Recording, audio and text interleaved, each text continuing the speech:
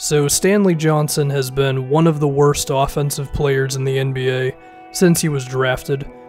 If you look at any sort of offensive stat, I'm going to assume that it's either average or below average with him. 3-point percentage, field goal percentage, offensive win shares, whatever you want to look at. It's all been pretty rough for Stanley. And the thing about him is, teams just leave him wide open a lot of the time. Like whenever he has the ball, they back up off of him. They'll leave him wide open in the corner and he's unable to kill them for it. I mean, hell, even attacking a closeout is sometimes a struggle for Stanley Johnson. But with all that being said, I do think he is a player that you should not give up on just yet, because I think he can be another Andre Robertson, where offensively he can just figure it out. With offensive rebounding, being good enough of a ball handler to attack closeouts, cutting to the rim. I think Stanley Johnson can get to that level, and I believe a lot of it is because from a physical standpoint, he and Robertson are similar in terms of size and athleticism, at least when the ball is not in Stanley Johnson's hands, athleticism-wise. And then defensively, I mean, he's pretty good. He's a strong guy. He can stay in front of a lot of NBA wings, and I think he can defend a few positions, so don't forget about Stanley Johnson. Nerlens Noel was pretty forgettable with the Dallas Mavericks, or in a way, he was actually not forgettable because of how bad and disappointing he was. I feel like some people think that Nerlens was like not bad for the Mavericks and Rick Carlisle was just being a jerk. No, Nerlens was probably their worst player when he was actually playing for them because his defense was horrific. A guy who is supposed to end up being one of the best defensive players in the NBA really couldn't stay in front of anybody. He was oftentimes out of position. He was doing things that Rick Carlisle's defense does not ask him to do. He was switching onto ball handlers. He was reaching when he wasn't supposed to. He doesn't have the strength to defend the low post. But I still believe in Nerlens because I think at the end of the day, when you are an athletic big guy who can fly around the floor like he has at times, then I think you're still going to be okay. Hopefully, it finally comes out this season for the OKC Thunder.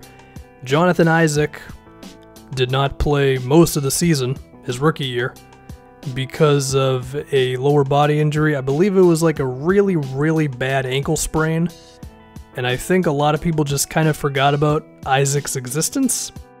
I think this season, as long as he's healthy, Isaac could end up being the top prospect on this Magic team.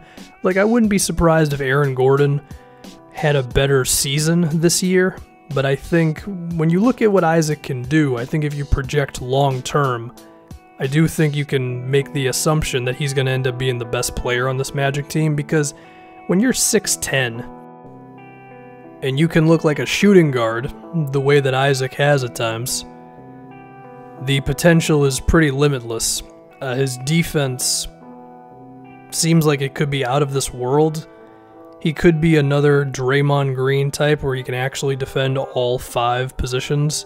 I guess the one fear being maybe he's not strong enough to defend guys in the low post, but he just seems like a guy who can do pretty much everything. And I feel like just because of that injury where he only played about 27 games or so, that people just forgot about him. But I think he's going to make people wake up this season, if anyone's going to tune in to watch Magic games, that is. Norman Powell has had a weird NBA career. I think for a little bit he was underrated because of his defense and all that. And then as he's gotten more minutes for the Raptors, it seems like he's actually regressed as a player. I think the problem with Norman is that he wants to score a little too much.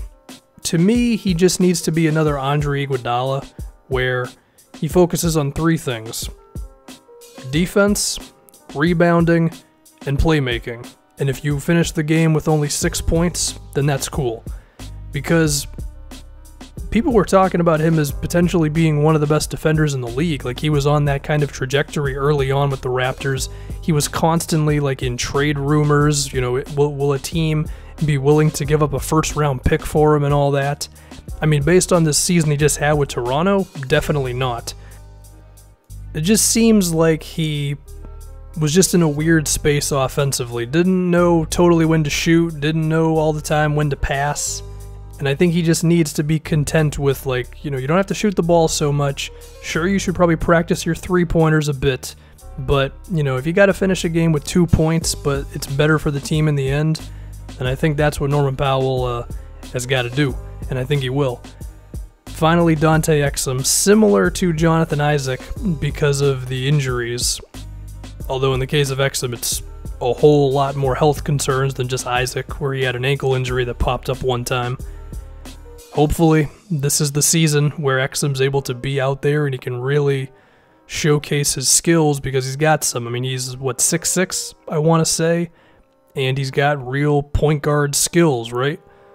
Now, I don't think he's the sharpest leader in the world in terms of, reading the defense and making sure his teammates are in the right spot all the time, but you can work on those things, right? What you can't take away is his size, his athleticism, and then all of that combined with being the framework of a guard who can really do some stuff in transition, beating guys off the dribble, playing in the pick and roll, making plays for teammates, even if he's probably not like a Chris Paul style of point guard.